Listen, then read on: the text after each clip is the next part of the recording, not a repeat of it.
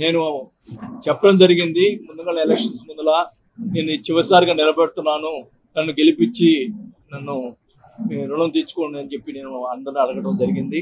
మరి ప్రజలు నేనేమన్నా తప్పు చేశానో లేకపోతే ఏం చేశానో నాకైతే తెలియదు, కానీ మమ్మల్ని ఆదరించలేదు. ప్రజలు వాళ్ళకి పట్టం కట్టారు. సో నేను ఏదైతే చెప్పానో ఈ చివరి ఎలక్షన్స్ అని, నేను ఆ రోజే కౌంటింగ్ రోజే సాయంత్రం వల్ల మధ్యాహ్నం నుంచే బాధ వేసి నేను ఊరు వెళ్ళటం జరిగింది.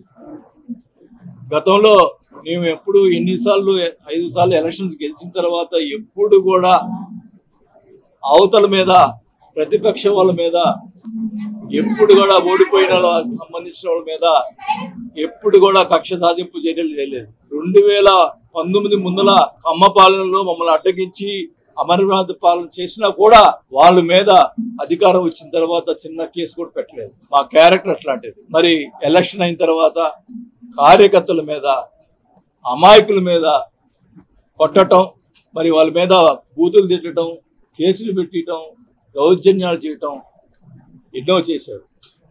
మీ అందరూ తెలుసు. మురళిని కానీ వీళ్ళందరినీ ఎలా కొట్టారో, కానీ వాళ్ళ మీద కేసులు పెట్టడం కూడా సరైన కేసులు పెట్టడం కూడా లేదు.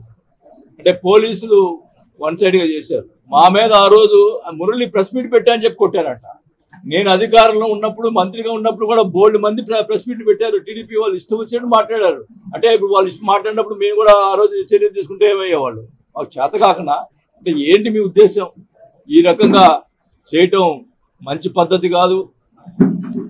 నేనైతే వాస్తవానికి ఎందుకులే మనకి ఈ రాజకీయాలు ఇంకా వద్దు అనుకునే పరిస్థితిలో మీరే నన్ను మళ్ళా తీసుకొచ్చారు రాజకీయాలకి. ఈ ప్రతిపక్ష వాళ్ళని కూడా ఈ సభాముఖంగా తెలియజేస్తాను. నేను వదిలిపెట్టడం ఒంగోలుని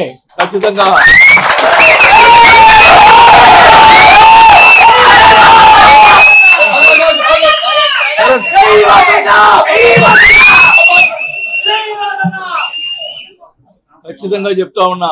నీకేమన్నా దమ్ము ధైర్యం ఉంటే నా మీద పగ తీసుకో, మామూలు కార్యకర్తల మీద కాదు. మేము తిరగబెడతాం. మా వాళ్ళు ఎక్కువ తక్కువేం కాదు. నేను మధ్యలో వస్తే గొడవలు ఎక్కువ అవుతాయని చెప్పి మధ్యలో రాలా. కానీ మీరు మీ చర్యలు చాలా దుర్మార్గంగా ఉన్నాయి. ఒక ఆయన ఏమో ఫ్లెక్సీలు వేస్తాడు, చోటాగాడు పారిపోయాడు, అబ్బా కొడుకులు పారిపోయారు, వాళ్ళ చేత ఫ్లెక్సీలు వేపించి ఇచ్చేస్తా ఉన్నారు.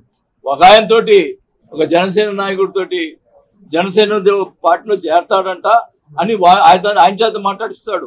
ఆయనకి అవినీతి పరుడు, అవినీతిలు ఇవి ఉన్నాయి, మా పార్టీ అంతా అవినీతి పరుడు పార్టీ కాదు, మరి ఎట్లా చేస్తాడు అని చెప్పి ఒక ఆయన చేత మాట్లాడిస్తాడు. ఉంచుకోనే, నువ్వు ఒక్కడే ఉండి పార్టీని నడుపుకో. నా ఎవడొద్దన్నాడు? మేము వెంబడపడుతున్నాం ఆ పార్టీలో చేరటానికి. ఒకటైతే చెప్తా ఉన్నా, మీరు ఇంతదాకా వచ్చింది కాబట్టి చెప్తా ఉన్నాం. నేను అధికారులు ఉన్నప్పుడు భూ కబ్జాలు చేశారు, అవి చేశారని మాట్లాడారు. ప్రజల్ని మరి నమ్మారో ఏమైతే నాకు తెలీదు. మా అబ్బాయి మీద, నా మీద వాళ్ళు ఇష్టం వచ్చేది మాట్లాడటం. నేను అడుగుతున్నా, ఫస్ట్ స్టార్టింగ్ నుంచి ఎక్కడి నుంచి స్టార్ట్ అయిందో అదే అన్ని కూడా చెప్తున్నాను. నేను ఫస్ట్ హవాలా మంత్రి అన్నారు. ఎక్కడ? చెన్నైలో 5 కోట్ల డబ్బులు దొరికితే ఎవరి? నల్లమల్ల బాలు. ఆ డబ్బులు అయితే ఆ డబ్బులు రాయి హవాలా పంపించినాడు అని చెప్పి వాళ్ళ ప్రచారం. మా అబ్బాయి పంపించాడని, నా పంపించాడని ప్రచారం చేసి మీడియా వాళ్ళందరూ కూడా ప్రచారం చేశారు. నేను అడుగుతా ఉన్నా, ఆ నల్లమల్ల బాలు ఇప్పుడు ఏ పార్టీలో ఉన్నాడు? మీ పార్టీలో ఉన్నాడు. తేల్చండి. అది నేను హవాలా చేశానా? నల్లమల్ల బాలు డబ్బులు తేల్చండి. సిగ్గుంటే దమ్ముంటే తేల్చరా? తెలుసు. ఇష్టం వచ్చినట్టు ప్రచారం చేశావు, ఇష్టం వచ్చినట్టు మీడియాలో మాట్లాడిచ్చావు. తేల్చండి. ఫస్ట్ నెంబర్ 1 అది. నెంబర్ 2, ఇక్కడ బ్రాహ్మిన్స్ ల్యాండ్ ఉంది. ఉన్నమ్మా, ఎవరు మాట్లాడు? బ్రాహ్మిన్స్ ల్యాండ్ ఉంది. ఆ బ్రాహ్మిన్స్ ల్యాండ్ సంబంధించి మనిషి ఎవరైతే ఆ రోజు నా దగ్గరికి వచ్చి ఈ ల్యాండ్ నేను కొన్నాను నాకు కావాలని చెప్పి మా పార్టీ వాళ్ళు వచ్చి అడిగాడో అప్పుడు నేను ఎంఆర్ఓని పిలిపించి మాట్లాడాను. మాట్లాడితే ఇద్దరు బ్రాహ్మిన్స్ మధ్యలో డిస్ప్యూట్ ఉంది.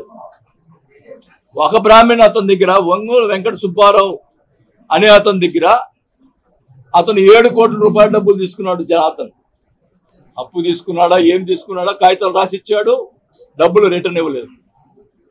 నేను ఎంఆర్ఓని పిలిచి అడిగాను, ఎవరిది ఈ డిస్ప్యూట్ సంబంధించిన ల్యాండ్ ఎవరిది కరెక్ట్ అంటే ఈ రెండో మూర్తి అనేది కరెక్ట్ అని చెప్పాడు. అప్పుడు మన పార్టీ ఉన్నటువంటి వెంకటరెడ్డి అనే అతను మన పార్టీలో ఉన్నాడు. అది వాళ్ళకి సంబంధించిందంట, మీరు కొనుక్కున్నామంటే మీ ఇష్టం అని చెప్పన్నాం. ఆ తర్వాత ఇప్పుడు ఆ వెంకటరెడ్డి తెలుగుదేశం పార్టీలో ఉన్నాడు.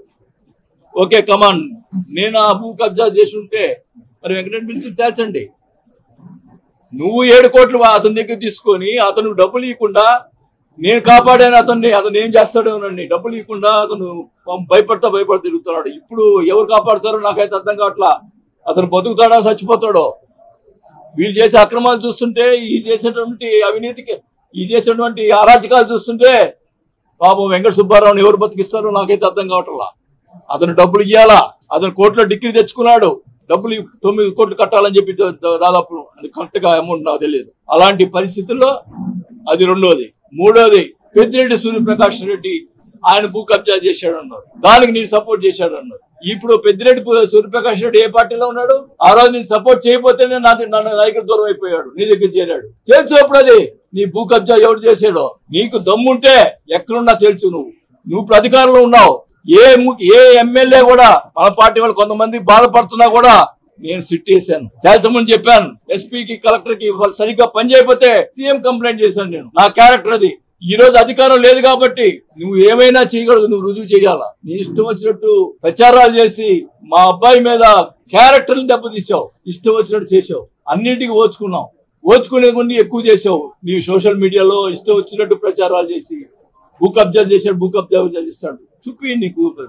పోతే మా విజయంకుడు సంబంధించినటువంటి విలాస్ దాని మీద అవినీతి జరిగింది, అక్రమాలు జరిగింది. ఓకే, వాడేవాడు గుప్తా, వాడేవాడు ప్రెస్ మీట్ పెట్టి అక్కడ జరిగింది ఇది అని చెప్పడానికి. ఓకే, నీకు అధికారం ఉంది, రా. ఏం తప్పులు జరిగింది రా, నోటీసులు ఇవ్వు. అది కరెక్ట్ కాదో తెలిసిపోతాయి. ఈ రాష్ట్రంలో విల్లాస్ కట్టినటువంటి చాలా మంది ఉన్నారు. వాళ్ళకి లేని మాకు ఉన్నాయి కూడా, వాళ్ళకి లేని కూడా ఉన్నాయి.